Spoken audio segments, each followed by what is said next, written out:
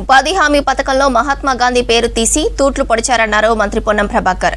కరీంనగర్ జిల్లాలో సర్పంచుల సన్మాన కార్యక్రమంలో పాల్గొన్నారు. కాంగ్రెస్ మద్దతుతో గెలిచిన సర్పంచులకు ప్రభుత్వం పార్టీ అండగా ఉంటుందన్నారు మంత్రి. నెహ్రూ, ఇందిరాగాంధీల పేర్ల చరిత్రను చెరిపేయాలని కుట్ర చేస్తున్నారన్నారు. కేంద్ర నిర్ణయంపై గాంధీ చౌరస్తాల దగ్గర నిరసనలు తెలపాలని పిలుపునిచ్చారు మంత్రి పొన్నం. విప్ ఆది శ్రీనివాస్.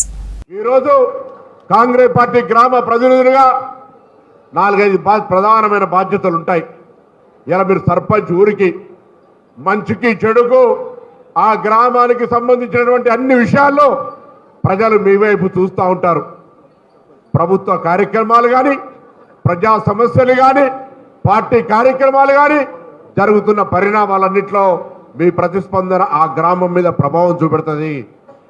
గ్రామీణ ప్రాంత వాతావరణాల్లో పట్టణ ప్రాంతాలకు, గ్రామీణ ప్రాంతాలకు చాలా తేడా ఉంటుంది.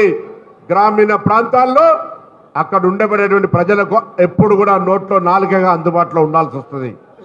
నేను దయచేసి కోరుతా ఉన్నా, కాంగ్రెస్ పార్టీ నుంచి గెలిచిన సర్పంచులందరూ రాబోయే మళ్ళీ అది సహకార సంఘ ఎన్నికలు కానీ, స్థానిక సంస్థల ఎన్నికలు కానీ, శాసనసభ కానీ, పార్లమెంట్ కానీ, ఏ ఎన్నికలైనా మీ శ్రమతోటి గెలిచే విధంగా మీ శ్రమ ఉండాలని కోరుకుంటా ఉన్నా.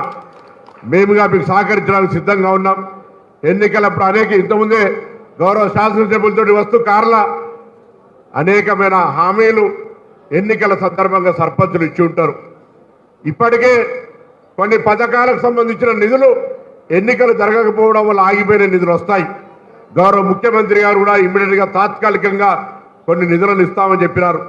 శాసనసభ్యుల దగ్గర నిధులు ఉంటాయి, జిల్లా కలెక్టర్ దగ్గర ఉన్న నిధులు కానీ ఏవి కానీ మీకు అత్యవసరంగా ముందున్నట్టుగా ఎండాకాలాన్ని ఎక్కడ కూడా ఎదురు సమస్య రాకుండా చూసుకునే ప్రయత్నం చేయండి.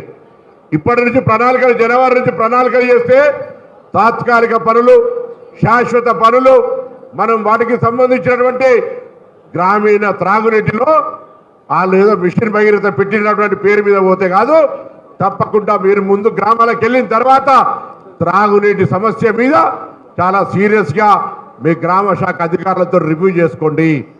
సమస్యల్ని ఒక పేపర్ మీద రాసుకోండి. గౌరవ మీ శాసనసభ్యులకు ప్రభుత్వ దృష్టికి తెచ్చే ప్రయత్నం చేయండి. అటు ప్రజలకు, ప్రభుత్వానికి మధ్యలో వారధిగా గౌరవ సర్పంచులు పనిచేస్తూ గ్రామాల్లో ప్రజలు మీ పెట్టుకున్న నమ్మకాన్ని నిలుపుకుంటూ ప్రజల ఆలోచనకు అనుగుణంగా ప్రభుత్వం ఉంది కాబట్టి వారి ఆలోచనకు అనుగుణంగా మన ప్రాంతాల్లో ఆయా గ్రామాల అభివృద్ధి పత్రులు తీసుకొని పోవడంలో మీరందరూ కూడా కృషి సల్పాలని చెప్పిన సందర్భంగా నా వైపు నుంచి మీ అందరూ కూడా పిలుపునిస్తూ రాష్ట్ర ప్రభుత్వం చేపడుతున్న పథకాలు ఏ విధంగా ప్రజల దగ్గరికి తీసుకొని పోవాలని చెప్పిన మాట చెప్పడం జరిగింది. దీంతో పాటు నేను చెప్పే మాట చెప్పకుండా మరో మాటలో కూడా గౌరవ సర్పంచులు ఈరోజు గెలుపొందినటువంటి వాళ్ళు మన పార్టీ ప్రభుత్వం చేపడుతున్న ప్రజా సంక్షేమ కార్యక్రమం తీసుకుపోవడంతో పాటు ఓవైపు బీఆర్ఎస్ పార్టీ, మరోవైపు బీజేపీ పార్టీ చేస్తున్నటువంటి దుష్ప్రచారాన్ని, విష ప్రచారాన్ని కూడా ఎప్పటికప్పుడు గ్రామాల్లో మన ప్రజలకు చెప్పాల్సినటువంటి బాధ్యత మనం తీసుకోవాల్సిన అవసరం ఉందన్న మాట సందర్భంగా మీ అందరూ కూడా తెలియజేస్తూ, ఇంత చక్కటి పరిపాలన ఈ రాష్ట్రంలో కొనసాగుతుంటే మనకు 2023 డిసెంబర్ 3న జరిగినటువంటి ఎన్నికల్లో అధికారంలోకి వచ్చిన తర్వాత ప్రజాదరణ పొందుతూ ముందుకు పోతున్న క్రమంలో లోకసభలో కూడా ఓట్ల శాతాన్ని పెంచుకున్న వల్ల మనం బీఆర్ఎస్ పార్టీ లోకసభలో 0 స్థానానికి పతనం కాబట్టే సందర్భం.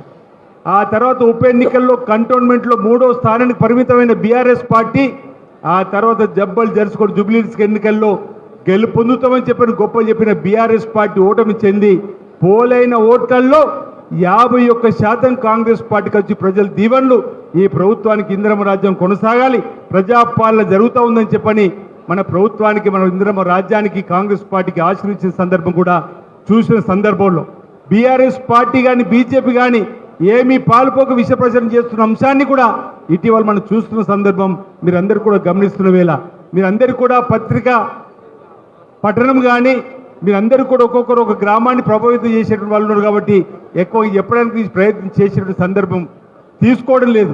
ఇటీవల జరిగిన పంచాయతీ ఎన్నికల్లో కూడా రాష్ట్ర వ్యాప్తంగా మనకు 65% వరకు ఇంచుమించు ప్రజల దీవెనలు వచ్చినట్టుగా కనిపిస్తుంది. అంటే ఈ రెండేళ్లలో ఒక్కొక్క ఎన్నికల్లో ఈ ప్రభుత్వానికి ప్రజల ఆశీర్వాదం దొరుకుతున్నటువంటి సందర్భంలో ఎటు పాలు పోక బీఆర్ఎస్ సంబంధించినటువంటి వాళ్ళు చేస్తున్న విమర్శలు కూడా ఎక్కడికక్కడ మనం తిప్పికొట్టాల్సిన అవసరం ఉందన్నమాట ఈ సందర్భంగా మీ అందరికీ కూడా విజ్ఞప్తి చేస్తూ